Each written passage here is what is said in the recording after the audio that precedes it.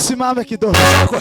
Amen, amen, amen. Tusimame sana. Haleluya, haleluya, haleluya. Wala samo de baride no. Metandila sopetandila lodega. Tuwekuva ngo tuzaimba. Tutasema ya kwamba tutaimba.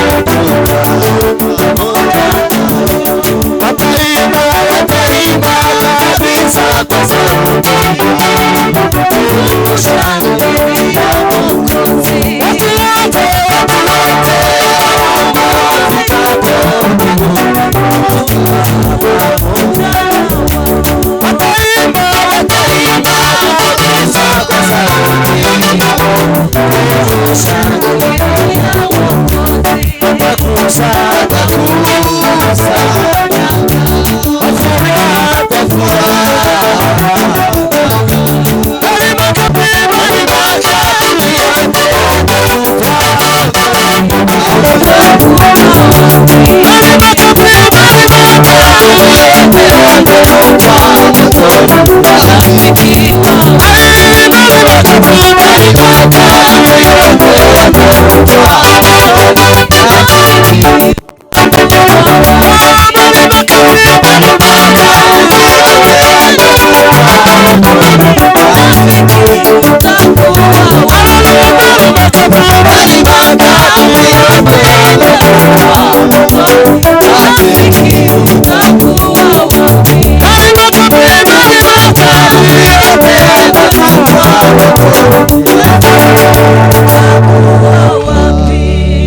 Hallelujah.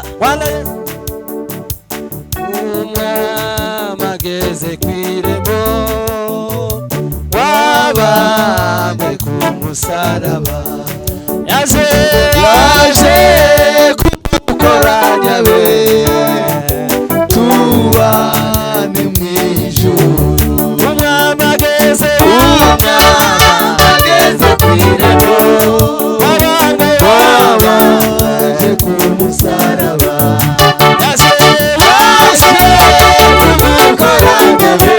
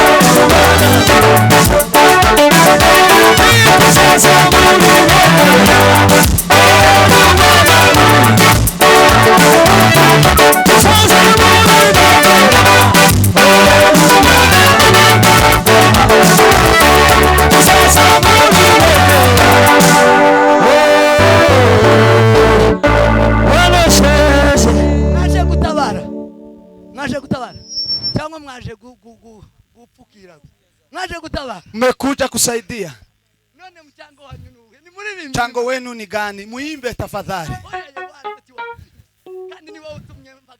Ni wewe umetuma nikisimamisha. Wewe umekataa kuimba.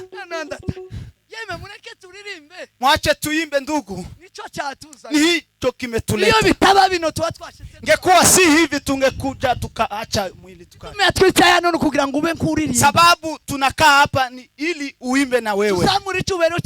Tupandishe utukufu wa Mungu, hakuna kingine. Hakuna kingine, tumekuja kupandisha utukufu wa Mungu. Tumekaa hapa kwa muda mdogo sana, kwa hiyo hatuwaimbie nyinyi. Tunaimbia Mungu kumrudishia utukufu. Na nyinyi mwache kukaa tuambatana. Hata kama umekaa, pandisha utukufu wa Mungu, onyesha mkono. Amen. Amen. Sema amen. Amen. Onyesha mchango wako. Asifiwe Bwana. Asifiwe Bwana wa mabwana. Sababu kuu imetuleta ni kumulaza mtoto wetu. Ni kulaza mtoto wetu. Lakini kabla hatujamlalisha ni lazima tutambue ufalme wa Mungu. Ndio sababu tunakaa hapa. Sema amen. Amen. Sema amen. Amen. Bamwe ndibazi cyicaro kino tuba twicayemo. Wamoja wajui sababu gani tunakaa hapa. Mugutekereza ko ndambaraga z'umuntu. Kukaa hapa ni kufikiria hakuna nguvu za mwanadamu. Kama tuka hapa sisi wote tusarending. Lakini tusarend ili tukubali ili mapenzi ya Mungu tumupe Bwana utukufu. Tuseme ya kwamba tutapandisha bendera. Hata kama iko hivi tutapandisha bendera. Sema amen. Amen. Sema amen. Amen. Asifiwe Mungu. Asifiwe Bwana. Sasa hivi ndio Wakristo wanaangalia mbinguni. Tuko kwa lango la mbinguni. Kama msikie lia, mtasikia lini? Mtasikia lini? Mkristo na matumaini wamesema ya kwamba wakiona watu wakikufa wanasikia sauti za mbinguni zikilia. Tuangalie mbinguni, tumsifu Bwana. Kwa sababu yenu tunarudia. Hivyo pastor. Wapasta wamekaa na hii ni kazi yao. Sawa. Turudie. Haleluya.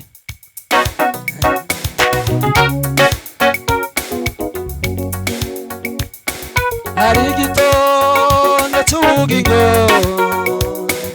cyo gitondo kizaba gihebuje,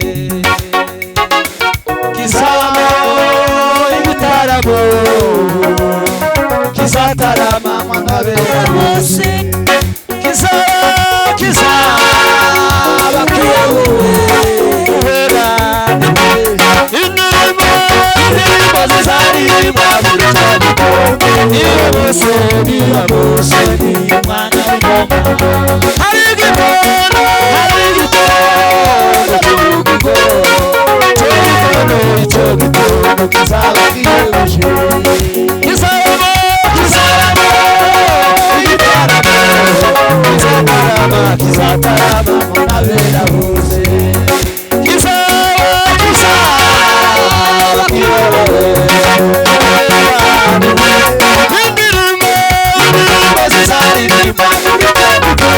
Niyo bose ni umwana w'intama. Indirimbo zizaririmba buri gihe. Niyo bose ni umwana w'intama. Tuzaririmba, tuzaririmba, tuzaririmba, tuzaririmba, tuzaririmba, Yesu ufaya. Tuzaririmba,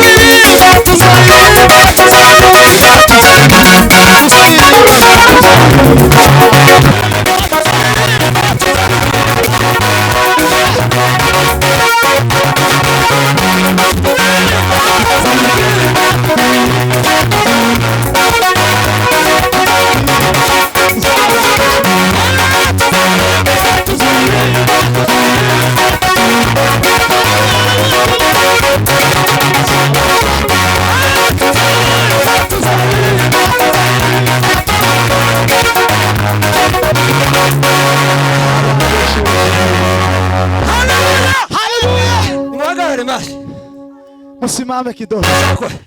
Amen, amen, amen. Tusimame sana. Hallelujah, hallelujah, hallelujah. Wela samo de baridi. Metandila sopetandila lodega. Tuwekuva ngo tuzaimba. Tutasema ya kwamba tutaimba.